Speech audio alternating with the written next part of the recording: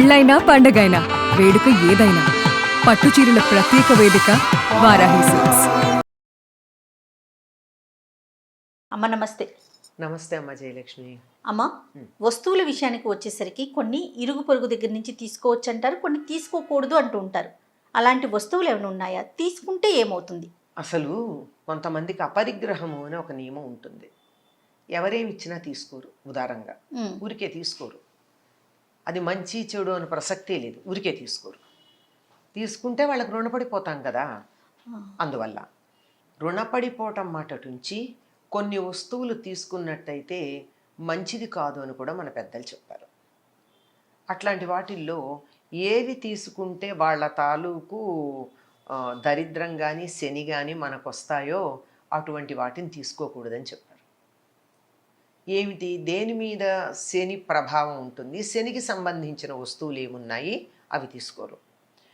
నువ్వులు, నువ్వులతో చేసింది కానీ మరొకటి కానీ నూనె, సాధారణంగా నువ్వుల నూనెకే వర్తించాలి ఇది, కానీ అన్ని నూనెలకు కూడా వర్తింపచేస్తారు. నూనె, నెయ్యి, తరువాత ఉప్పు, బెల్లం, ఇనప వస్తువులు, ఇట్లాంటివి అవతల వాళ్ళ నుంచి మనం తీసుకోకూడదు. ముఖ్యంగా చేత్తో తీసుకోకూడదు. ఓహో, ఎందుకు చేత్తో తీసుకోకూడదు అంటే నాకు ఒక సమన్వయం కనిపించింది. ఇవన్నీ కూడా రక్తంలో ఎర్ర కణాలను అభివృద్ధి చేసేవి. నువ్వులు కానీ బెల్లం కానీ అంతే కదా. తర్వాత ఇనుము ఎలాగో ఇనుమే, రక్తంలో ఉండేది ఐరనే కదా ప్రధానంగా ఎర్ర రక్త కణాలకి. ఆ రక్తానికి ఈ పుచ్చుకున్న వాళ్ళ రక్తానికి మధ్య ఏదన్నా ఒక కండక్టర్ లాంటిది ఉండి తద్వారా అక్కడి నుంచి నెగిటివిటీ ఇక్కడికి రావచ్చు. ఇది నాకు తోచిన సమన్వయం. కానీ పెద్దలు చెప్పింది ఏంటంటే శని దానికి అధిపతి గనక దీనికి నువ్వులకి, ఇనుముకి, ధాన్యాల్లో నువ్వులు, లోహాల్లో ఇనుము, అలాగే నల్లని వస్త్రాలు, నలుపు రంగు ఆయనకి ఇష్టం, నలుపు, ముదురు నీలం, ఇట్లాంటి వస్త్రాలు, ఇలాంటివి ఇతరుల నుండి మనము తీసుకున్నట్టయితే వాళ్ళ దగ్గర ఉన్నటువంటి శని ప్రభావం ఏదైతే ఉందో అది మనకి వర్తిస్తుంది అని చెప్తారు. అందువల్ల తీసుకోరు. ఇంకా ఏమిటంటే కొన్ని వస్తువులు ఊరికే తీసుకోకూడదు. పైగా కొన్ని వస్తువులు అసలు అప్పుగా అసలు తీసుకోకూడదు. ఉదాహరణకి మన ఇంట్లో పెరుగు పూర్తిగా అయిపోయింది, పాలున్నాయి, పక్కింటికి వెళ్ళి నేను తోడు పెట్టుకుంటాను కాస్త పెరుగు ఇయ్యని అడగకూడదు.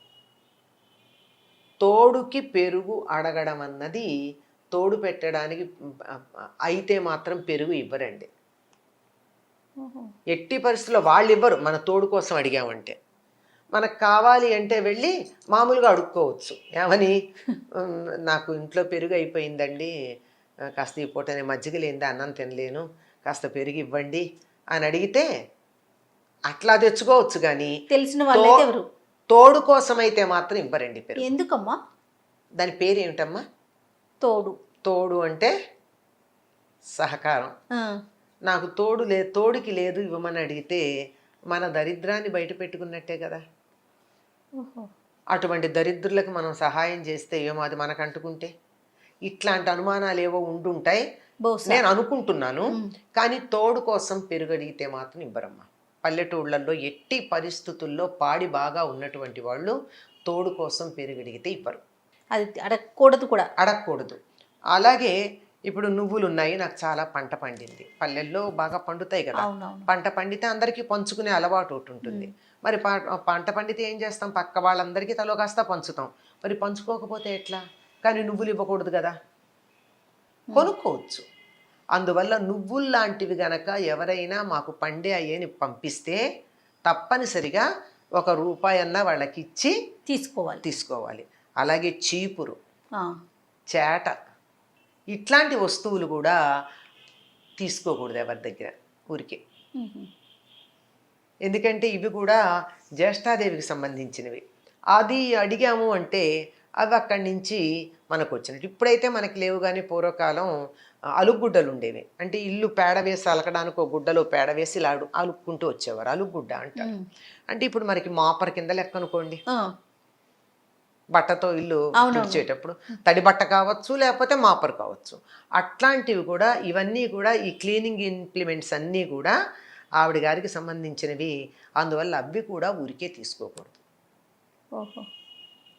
ఇట్లాంటివి పాత గుడ్డలు అయితే పాత గుడ్డలు ఒక సందర్భంలో తీసుకోవచ్చు.